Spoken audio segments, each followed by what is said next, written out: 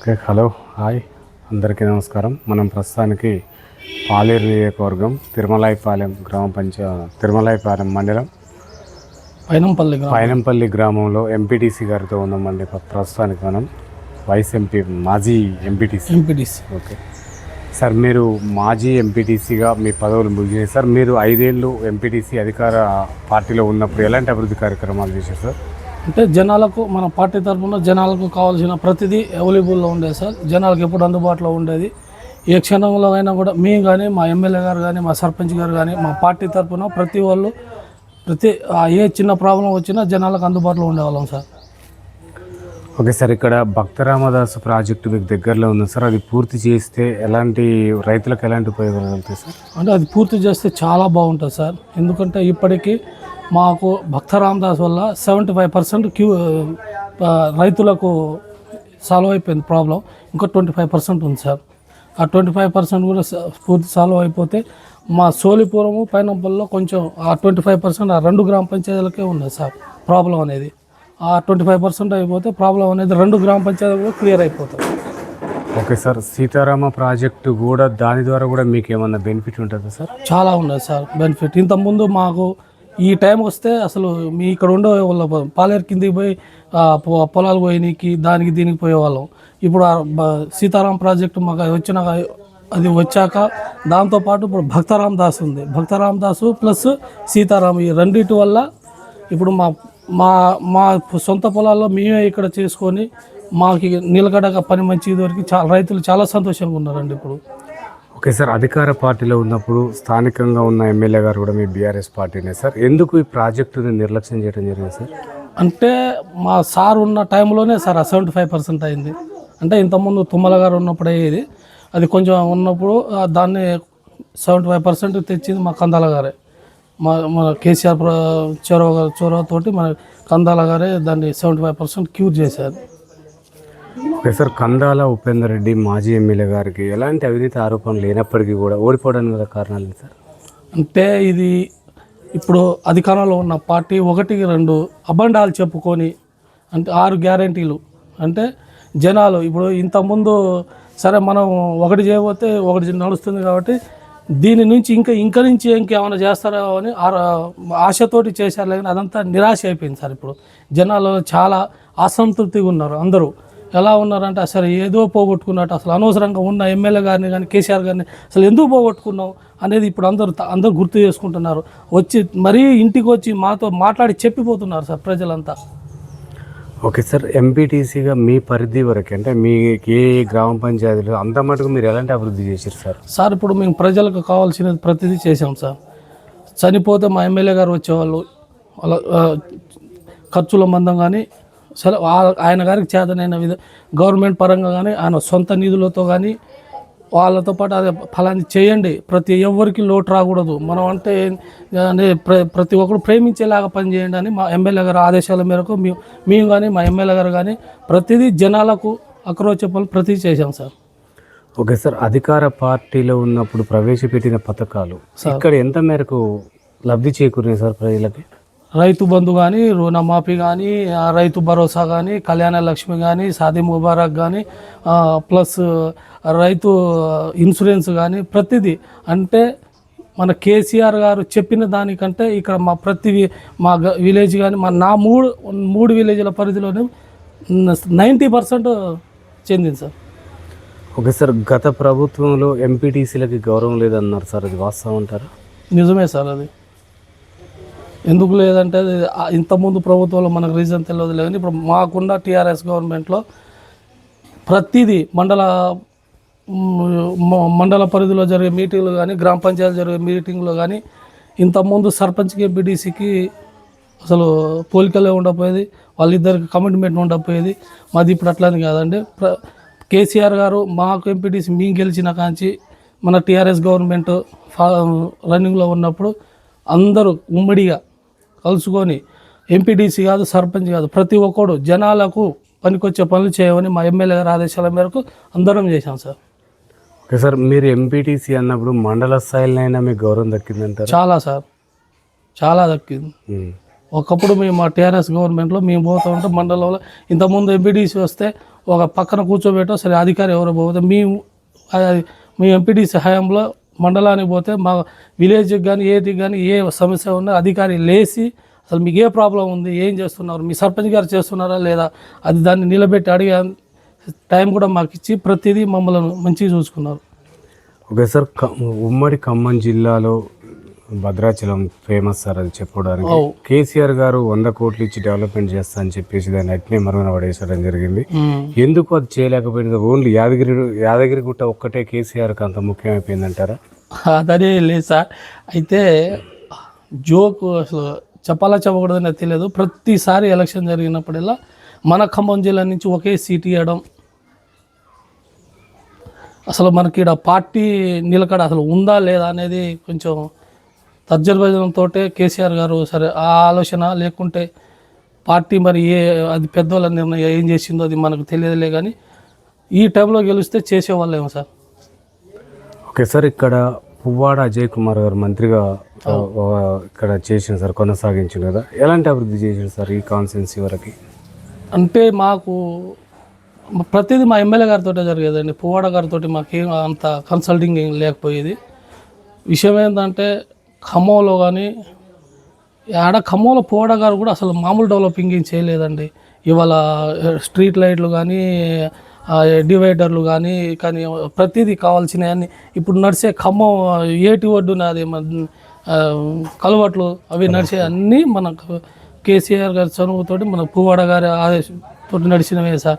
కాకపోతే ఇప్పుడు మన వాళ్ళందరూ ఆమోదించేది వీళ్ళే ప్రతిపాదించి ఏదో సంథింగ్ నడుస్తుంది సార్ విషయం. ఓకే సార్, మీరు మొన్నటి వరకు అధికారంలో ఉన్నారు, అభివృద్ధి చేసినారు, ఓకే సార్, అంతవరకు ఓకే.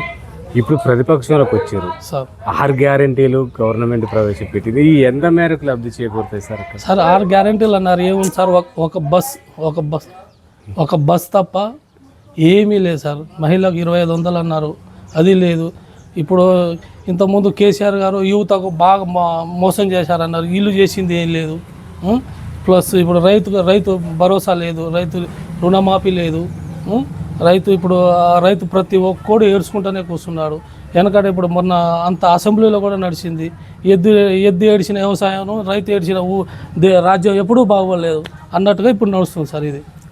ఓకే సార్, మీరు అధికారంలో ఉన్నప్పుడు గిరిజనులకు వాళ్ళ హక్కుల కోసం ఎలాంటి ఫైట్ చేశారు సార్? మేమా సార్, మాకు 12% కావాలన్న దాని మీద రిజర్వేషన్ దాని మీద పోరాడాము సార్. ఇంతకుముందు ఈ మాకు తండాలను గ్రామ పంచాయతీగా ఎవరు చేయలేకుండా కేసీఆర్ గారు చేశారు. ఆ గుర్తింపు ఆయన గారి నుంచే వచ్చింది. అది ఇంతకుముందు అంతా ఒక దొరల పాలన, అంటే ఒక విలేజ్ ఉంటే ఆ విలేజ్లలో ఆ తండాలు కానీ అవన్నీ కానీ ఆ విలేజ్ కన్సల్టెంట్ ఉంటే ఒక దొరల సైగులో నడిచేది. ఇప్పుడు అది కాదు సార్, ఆ గిరిజనులే సొంత పాలన, వాళ్ళ యొక్క కావాల్సిన ఇది ప్రతిదీ వాళ్ళ సొంతంగా డిసిజన్ తీసుకునేలా ఛాయిస్ కల్పించిన నాయకుడే కేసీఆర్ గారు అండి. ఓకే సార్, మీరు అన్నట్టే తాండాల నూతన గ్రామ పంచాయతీలు చేసిన తర్వాత అభివృద్ధి చెందుతాయి అనుకున్నారు, కానీ ఎక్కడ కూడా అభివృద్ధి నోచుకోలేము అంటున్నారు సార్. ఇది ఎంతవరకు వాస్తవం అంటారు? కరెక్టే సార్. ఇప్పుడు మనం వచ్చి ఫస్ట్ టైమే కదా సార్, 1 by 1 అవుతుంటాయి కదా సార్. ఇప్పుడు ఎంబటే కాగానే ఇప్పుడు వీళ్ళు 16 నెలలు అయింది, ఏం చేశారు సార్? ఇప్పుడు మంది చేశారు, ఇప్పుడు కొత్త మండలాలు చేశారు, కొత్త గ్రామ పంచాయతీలు చేశారు, వాటిని స్టెప్ బై స్టెప్ చేసుకుంటూ వస్తూనే ఉన్నారు. గిరిజనులను మాకు ఒక ఇట్లా కూర్చోబెట్టి ఇవాళ మీరు ఇంటర్వ్యూ తీసుకోవడానికి కూడా మాకు ఈ ఛాన్స్ ఇచ్చిందంటే కేసీఆర్ గారు. అంటే స్టార్టింగ్లో బీఆర్ అంబేద్కర్ ఇచ్చి ఉండొచ్చు, కాదంటలేదు మేము, కానీ ఇవాళ ఈ స్టేజ్లో ఇక్కడ కూర్చొని ఇదంతా దొరల పాలనలో మీ ఇట్లా ఇంటర్వ్యూ ఇస్తున్నంటే మా కేసీఆర్ గారి విషయాలతో మీ. ఓకే సార్, ఖమ్మం అంటే ఉమ్మడి ఖమ్మం జిల్లాలో 3 మంత్రులు, వీళ్ళంతా కూడా ఎంఐఎంఏలే, ఉప ముఖ్యమంత్రి గారు కానీ సార్. ఈ ఖమ్మాన్ని ఎలాంటి అభివృద్ధి చేస్తారనుకుంటున్నారు సార్? ఖమ్మంలో ఉన్న 3 మినిస్టర్లలో ఇప్పుడు ఉన్న పొంగులేటి శ్రీనివాసరెడ్డి గారు ఏ శాఖలో ఎన్ని డబ్బులు ఉన్నాయి తీసుకుందామని ఫస్ట్ ప్రతిపాదన అది. అర్థమైందండి. మిగతా 2 ఉన్న మంత్రులు సర్లే వాళ్ళకి ఏం తెలుస్తుందో నా కనుసైగలో నడవాలి గవర్నమెంటు, ఏది ఏమున్నా నేనే చేయాలి. ఇవాళ ప్రతి కింద గ్రామ పంచాయతీ కాంట్రాక్టర్ కాంచి రాష్ట్ర గవర్నమెంట్ వరకు మొత్తం మన పొంగులేటి గారిదే. ఏ ఒక్క కాంట్రాక్టర్ కూడా మిగిలి లేడు. ఇవాళ ప్రతిదీ ఉన్న ప్రతి శాఖలో ఉన్న డబ్బులని ఆయన గారి జేబుల్లోనే ఉన్నాయి ఇప్పుడు. ఓకే సార్, సీతారామ కానీ భక్తరామదాస్ ప్రాజెక్టులు కూడా ఈ ముగ్గురు మంత్రులే మా హయాంలోనే పూర్తి చేస్తామని చెప్పేసి మన ప్రకటన కూడా చేశారు కదా సార్. సార్ ఇప్పుడు 95% కేసీఆర్ గారు చేసిపోయారు సార్. 5% వాళ్ళ మీద ఉంది. 5% చేసిరంటే జనాలు నమ్మాలి కదా సార్. అది ఎవరేం చేశారు ఏం సంగతి అనేది జనాలకు తెలుసు. 95% చేసిన కేసీఆర్ని వదిలేసి ఒక్కసారి ఇప్పుడు చేసే తప్పు చేసుకున్నామని చెంపలు బాదుకుంటున్నారు. ఇప్పుడు 5% వాళ్ళకి ఇస్తారా అండి ఛాయిస్? ఓకే సార్, అప్పుడు వరదలు వచ్చినాయి సార్, గవర్నమెంట్ ఏర్పడ్డ కొత్తలోనే వరదలు వచ్చినాయి సార్. వరద బాధితులకి ఎంత మేరకు న్యాయం చేశారు సార్ కాంగ్రెస్ ప్రభుత్వం? ఏం సార్, ఎవ్వరికి ₹1 కూడా ఇవ్వలేదు. ఇంటింటికి 8,000 ఇచ్చిన, 18,000 ఇచ్చిన. ఒక 10 మందితోటి మీరు మీడియా కదా మీరు అనిపించండి, మీరు ఏది చెప్తే దానికి మీదే అవుతావు. అదే మా కందాల గారు కనుక ఉంటే ఇంటింటికి కదా అసలు ఏం చేసేవాళ్ళో వాళ్ళకే తెలియదు. ఇలా నాకని కూడా ఒక అతను ముస్లిం అతను చనిపోయాడు. అదే మా కందాల గారు ఉంటే సొంత హెలికాప్టర్ పెట్టించి వాళ్ళని బతికించేవాళ్ళు. ఇవాళ ముగ్గురు మినిస్టర్లు ఆయన గారి కనుసైగులో నడిచే గవర్నమెంట్ రాష్ట్రాన్ని నడిపించే పొంగులేటి శ్రీనివాసరెడ్డి గారు అసలు ఏం చేయలేకపోయినాడా? ఓకే సార్, ఇక్కడ అంటే కొంతమంది ప్రజలు అంటే మేము కందాల అభిమానంతో గెలిపించినాం, కాంగ్రెస్ పార్టీలో ఉన్నప్పుడు మమ్మల్ని మోసం చేసి బీఆర్ఎస్లో పోయిండు, అట్లా కూడా న్యాయం చేయలేదు అంటున్నారు సార్. నిజంగా అతను ప్రజలకు అందుబాటులో ఉండేవాడా? 100కి 150% ఉండేవాళ్ళు సార్. 100కి 150, 100కి 100 కూడా కదా, 100కి 150% ఉండేవాళ్ళు. పొద్దున్న లేస్తే మన 119 నియోజకవర్గాలలో ఉన్న ఎమ్మెల్యేలు ఎవరైనా జనాలకు అందుబాటులో ఉన్న ఎమ్మెల్యే ఎవరైనా ఉన్నారా అంటే మన కందాల ఉపేందర్ రెడ్డి గారే. ఓకే సార్, మీరు అధికారంలో ఉన్నప్పుడు ఈ కాంగ్రెస్ గవర్నమెంట్ ప్రవేశపెట్టిన పథకాలలో ఉచిత బస్సు కానీ, 500 బోనస్ కానీ, తర్వాత రుణమాఫీ విషయం చూసుకున్నా, తర్వాత 200 యూనిట్లు, ఇవన్నీ ఎందుకు చేయలేకపోయారు సార్ మీరు? మేమా సార్, మా కేసీఆర్ గారు అది మన దాంట్లో మేనిఫెస్టోలో పెట్టలేదు కదా, మేము పెట్టలేదు చేయలేదు. ఇంకా మరి అట్లా అనుకుంటే మేము కొంత రైతు బంధు చెప్పలేదు కదా మాకు మేనిఫెస్టోలో, అది చేశారు. ఇప్పుడు రైతు ఇన్సూరెన్స్, రైతు బీమా అది చెప్పకుండా చేశారు. అది గొప్ప పని సార్. ఇప్పుడు రైతు ఉచిత బస్సు పెట్టి ఏం చేస్తున్నారు సార్? ఇంట్లో ఇప్పుడు భర్త ఏమన్నా అంటే భార్య పారిపోవడానికి తప్ప దేనికి పనికి వస్తుంది అది? చెప్పండి మీరు. ఇప్పుడు ఇన్సూరెన్స్ ఒక భర్త చనిపోతే భార్యకు కానీ పిల్లలకు కానీ ఒక 5 లక్షలు వస్తే అసలు వాళ్ళు ఎంత చక్కగా బతుకున్నారు. సరే, ఒక లోటు అనేది భర్త పోవడం అది అనుదృష్టం అనుకోండి, కానీ అది పోవడం వల్ల వాళ్ళ ఫ్యామిలీకి కొంచెం మేలా కాదా? మరి అదైతే చెప్పి చేయలేదు కదా, అది మంచి పనా కాదా? ఓకే సార్, ఇప్పుడున్న అధికార పార్టీ వాళ్ళు కూడా అంటే బెల్ట్ షాపులు మొత్తం బీఆర్ఎస్ వాళ్ళే పెంచి పోషించారని చెప్పేసి అంటున్నారు. అది వాస్తవంగా నిజంగా అంటారా? ఇప్పుడు బీఆర్ఎస్ పార్టీ పెంచి పోసిందని మీరు అనుకుంటున్నారు. మరి ఇప్పుడు మీరు వచ్చారు కదా, ప్రజలు అంటున్నారు కదా, మరి ఇప్పుడు మీరు తీసేయండి. మీరు గొప్పలే కదా, తీసేసి నడపండి. మిమ్మల్ని సంతోషిస్తాం కదా మేము, అవునా కదండి? తీసేయండి, మీరు తీసేసి ఓన్లీ వైన్ షాప్లో నడపండి. ఓకే సార్,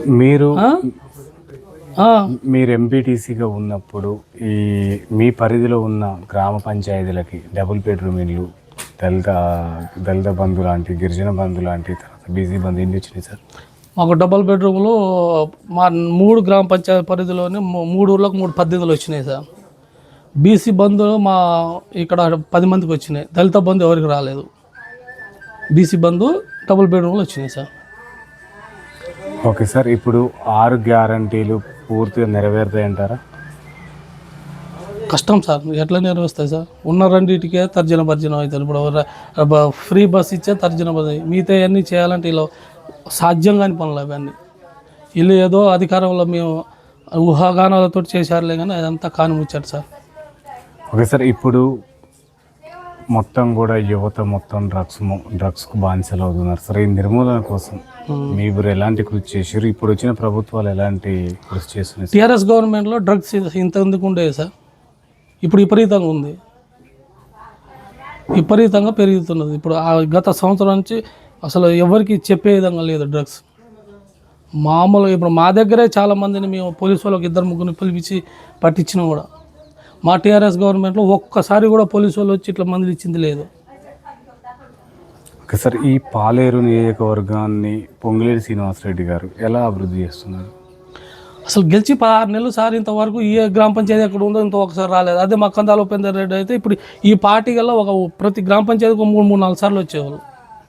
అసలు డెవలపింగ్ సంగతి పక్కన పెట్టిన మనకు ఓట్లు వేసిన గ్రామ జనాలు ఎట్లున్నారు, ఏ సంగతి మన గ్రామాలు ఎట్లున్నాయి అనేది కూడా ఇంతవరకు మొహం చూపిద్దానికి రాలేదు.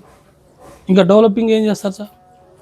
సార్ గిరిజన పట్ల కేసీఆర్ గారి ఆలోచన విధానం ఏ విధంగా ఉంది సార్? గిరిజన పట్ల అంటే సార్ మనకు తండాలను గ్రామ పంచాయతీలు చేసి అంటే ఎవరి పాలన వాళ్ళు చేసుకునేంత ఛాయిస్ ఇచ్చాడు కాబట్టి ఇప్పుడిప్పుడే మెరుగులోకి వస్తున్నాం సార్ గిరిజనులు. సార్ మీరు అధికారంలో ఉన్నప్పుడు విద్యా వైద్యం కూడా కొంచెం సరిగా లేదని చెప్పేసి ఇప్పుడున్న అధికార పార్టీ వాళ్ళు అంటున్నారు సార్. అది ఎందుకు విద్యా వైద్యం పైన నిర్లక్ష్యం? ఇప్పుడు గురుకులాల్లో ఇప్పుడు ఇంతకుముందు కేసీఆర్ గారు మన ఆర్ఎస్ ప్రవీణ్ గారు ఉన్నప్పుడు గురుకులాలు ఎట్లా నడిచినాయి, ఇప్పుడు ఎట్లా నడుస్తున్నాయి అనేది మన కంటికి కొట్టొచ్చినట్టుగానే కానొస్తుంది కదా సార్. దానికి మనం చెప్పాల్సిన అవసరం కూడా లేదు సార్. మీ మీడియా ముందు మాట్లాడలేనంత అవసరం కూడా చూస్తుండగానే మొన్ననే జస్ట్ వారం కిందనే ఇక్కడ పిల్లోడు సూసైడ్ చేసుకోవడానికి ఇదైతే ఆబీ చేశారు. దానికి మనం జరిగిన 10 సంవత్సరాల్లో ఎవరైనా ఒక 10 మంది స్టూడెంట్లు చచ్చిపోయారా సార్? ఇప్పుడు జస్ట్ 16 నెలల్లోనే ఒక 100-150 మంది చనిపోయారు. అంటే ఏది బాగుందో అది మా నోటి కూడా చెప్పని అవసరం లేదు సార్. అది మీకు తెలుసు, జనాలకు తెలుసు. ఓకే సార్, మీరు అధికారంలో ఉన్నప్పుడు మహిళలకు ఎలాంటి రక్షణ కల్పింది, ఇప్పుడు ఎలాంటి రక్షణ కల్పిస్తున్నారు? శాంతి భద్రతలు ఏ విధంగా ఉన్నాయి సార్? ఇప్పుడు ఏం సార్, మహిళలకు శాంతి భద్రత ఓకేలే కానీ అసలు మహిళలు ఎదురు తిరగబడేటట్టుగా తయారయ్యారు సార్. ఇప్పుడు ఈ ఉచిత బస్సు వల్ల ఇంట్లో ఫ్యామిలీ కూడా గొడవలు ప్రాబ్లమ్స్ ఎక్కువ ఏర్పడుతున్నాయి. అది ప్రాబ్లం. ఓకే సార్, ఇప్పుడు గ్రామ పంచాయతీ ఎన్నికలు అయిపోయి కూడా చాలా 1 ఇయర్ జస్ట్ జనవరి 16 మాది కూడా 16 మంత్స్ అవుతుంది సార్. అయిపోయింది. స్పెషల్ ఆఫీసర్లను పెట్టారు సార్. ఇప్పుడు ఆ స్పెషల్ ఆఫీసర్ల పరిపాలన ఏ విధంగా సార్? ఎవరికి ప్రజలకు అందుబాటులో ఉంటుంది అని చెప్పి అసలు ఆ స్పెషల్ ఆఫీసర్ అనే అతను ఒక్కసారి కూడా గ్రామంలోకి వచ్చి చూసింది లేదు, చేసింది లేదు సార్. ఇంతవరకు ఎక్కడిది అక్కడ కుంటుబడి ఉన్నది. ఇప్పుడు కనీసం వీధిలో లైట్లు లేవు, వాటర్ సరిగా రావట్లేదు. ఇప్పుడు ఉన్న సిబ్బందులను అడిగితే మాకు 4 నెలల 5-6 నెలల జీతాలు రావట్లేదు, మీరు జీతం ఇవ్వండి అని మాట్లాడుతున్నారు. వాళ్ళకి కనీసం మందులు ఇచ్చేటట్లేము సార్. ఓకే సార్, మీ పరిధిలో ఉన్నంతవరకు డ్రైనేజీ వ్యవస్థ కానీ సీసీ రోడ్లు పూర్తి చేశారా సార్? మొత్తం మాది అంతా కంప్లీట్ అయిపోయింది సార్. అంటే ఒక 5% ఏమైనా మిగిలి ఉంటే ఉండొచ్చు, చెప్పలేము. ఓకే సార్, ఇప్పుడు శంకర్ నాయక్ గారు మళ్ళీ పదవులు ఏమన్నా ఆశిస్తున్నాడా? అంటే దేవుడు ఇది మనకు ఛాయిస్, అంటే మనకు మూమెంట్ని బట్టి చూస్తాం సార్. విషయం ఏంటంటే మనం ముందే మనకు రిజర్వేషన్లతో కూడి ఉన్న వాళ్ళం. మనం ఇప్పుడు ఛాయిస్ కల్పిస్తే మా ఎమ్మెల్యే గారు కానీ, మా పార్టీ మండల పార్టీ కానీ, మా ఇక్కడ లోకల్ జనాలు కానీ మాకు ఛాయిస్ కలిపితే చేస్తాం సార్. ఏ పదవులు చేద్దానికన్నా సిద్ధమే మేము. ఓకే సార్, అవకాశాలు అంటే పదవి ఇస్తామంటే కాంగ్రెస్లోకి వెళ్ళే ఆలోచనలు ఏమన్నా? మనకు అదే లేదు సార్. అసలు రాలే మనకు ఆలోచన. ఓకే సార్, ఫైనల్గా ఎన్నికలు వస్తున్నాయి సార్. ఇప్పుడు గ్రామ పంచాయతీ కానీ ఎంపీటీసీ మున్సిపాలిటీ, ఈ ఓటర్లకు ఏం చెప్పదలుచుకున్నారు? ఎందుకంటే ఓటు అంటే చాలా విలువైనది సార్. దాన్ని అమ్ముకోవడానికి ప్రయత్నం చేస్తున్నారు. అంటే కొనటం, అమ్మటం ఈ రెండు కామన్. ఆ నిర్మూలన కోసం మీ పార్టీ కానీ మీరు కానీ అవును సార్, పార్టీ అసలు ఓటు అమ్ముకొని ఇవ్వకుండా చూడాలని ఆలోచన. మనం చేసిన డెవలపింగ్, వాళ్ళు చేసే డెవలపింగ్ చూసి ఓటు అయిందని అడగాలనే ఆలోచనలో ఉన్నాము. ఓకే సార్, ఇక్కడ ఓట్లేసి గెలిచిన తర్వాత ఎక్కడో అంటే వేరే సిటీలలో ఉండడం జరుగుతుంది సార్. తర్వాత భార్య గెలిచిన దగ్గర భర్తలు చేయడం కూడా జరుగుతుంది. అది అట్లాంటి వ్యవస్థ లేకుండా ఎలా సాధ్యమవుతుంది, ఎలా చేస్తుంది? అది అలాంటప్పుడు ఏం చేయాలంటే లోకల్ జనాలే మన లోకల్ వాళ్ళని చూసి, లోకల్లో ఉండి మంచి చెడు వాళ్ళు చూసుకునే వాళ్ళు చూసుకొని ఎన్నిక చేయడం జరగాలి సార్. ఓకే సార్, గ్రామాలలో కానీ మున్సిపాలిటీలో కానీ ఎలాంటి నాయకుడిని ఎన్నుకోవాలని ఓటర్లకు చెప్తారు సార్? ఎలాంటి నాయకుడైతే అభివృద్ధి చేస్తాడు, ఓటర్లకు న్యాయం చేస్తాడు? ఎప్పుడు జనాల్లో తిరిగేవాడు, జనాలకు ఏదైనా ఆపద వస్తే ఆదుకునేవాడు, నేనంటూ ఉన్నా అని హామీ ఇచ్చి ఉండేవాడే నాయకుడు కావాలి సార్. ఓకే సార్, ఫైనల్గా మీరు ఓటర్లకు ఏం చెప్పదలుచుకున్నారు? అంటే ఎన్నికల్ని ఉద్దేశించి, ఓటుని ఉద్దేశించి ఒక 2 ముక్కలు చెప్పండి.